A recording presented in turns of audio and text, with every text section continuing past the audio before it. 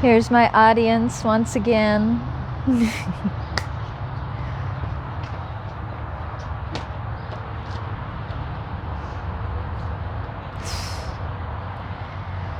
Investing in oil has always been a bit of a venture.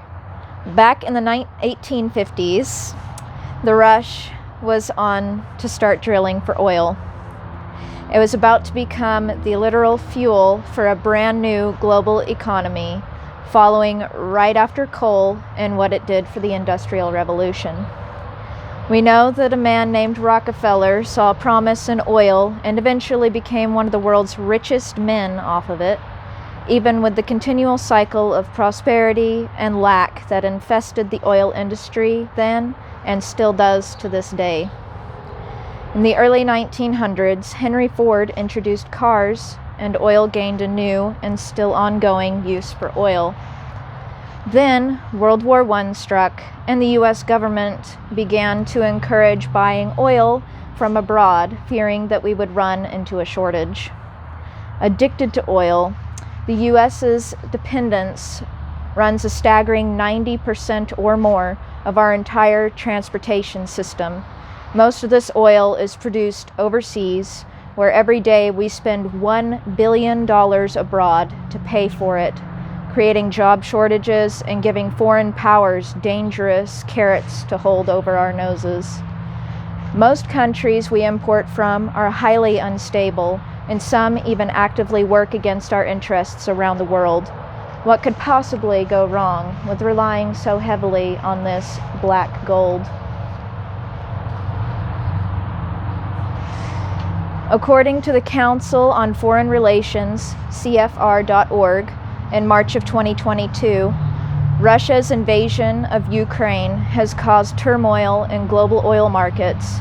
Biden blocked U.S. imports of oil from Russia, and Western sanctions caused energy companies to withdraw from the country. And oil prices, already rising in the wake of the pandemic, surged to their highest level since 2008. Even though most of our oil does not come from Russia, the price of oil has gone up exponentially around the globe simply because of the foolish acts of the Russian leadership. We've seen gasoline prices rise personally. I, for one, saw the prices rise to $4.09 per gallon locally, and it has been plenty worse in other states. Foreign powers have a growing influence over a crucial part of our economy as we continue to toss our independence to the wind and allow others to dictate the prices and availability of oil. According to fueleconomy.gov, in December 2021, most of the world's oil reserves are still concentrated in the Middle East, as well as cartel market control and their economic impact of price shocks. Didn't think about cartels being involved with oil, did you?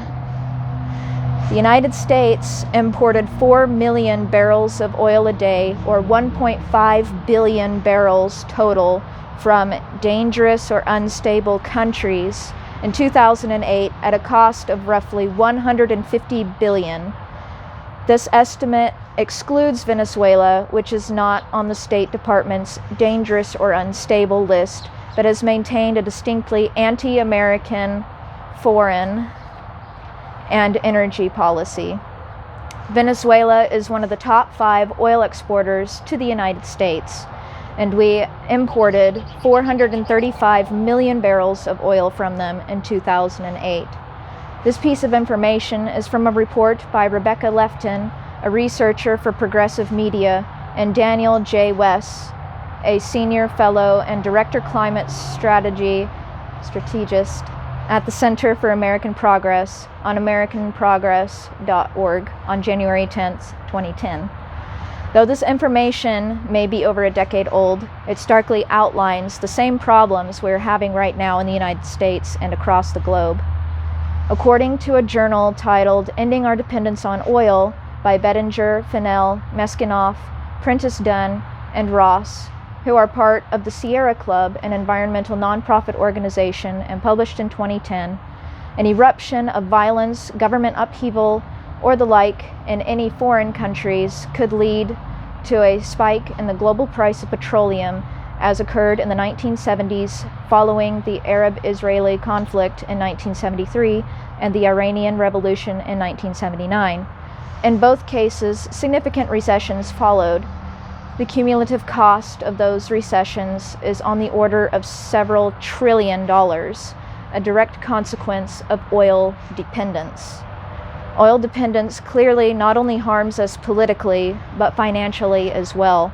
When we have the resources at home to sustain ourselves and eliminate unnecessary threats, but refuse to take advantage of it, and instead rely on hostile powers, we are shooting ourselves and our stability in the world in the foot. First of all, narrow passageways, which oil-carrying vessels must pass, can be closed at a moment's notice by the state in control of the waterway or by outside non-state actors with both the will and capacity. Between 1967 and 1975, the Arab-Israeli conflict caused the closing of the Suez Canal. Today, 4.5 million barrels of oil travel this route each day.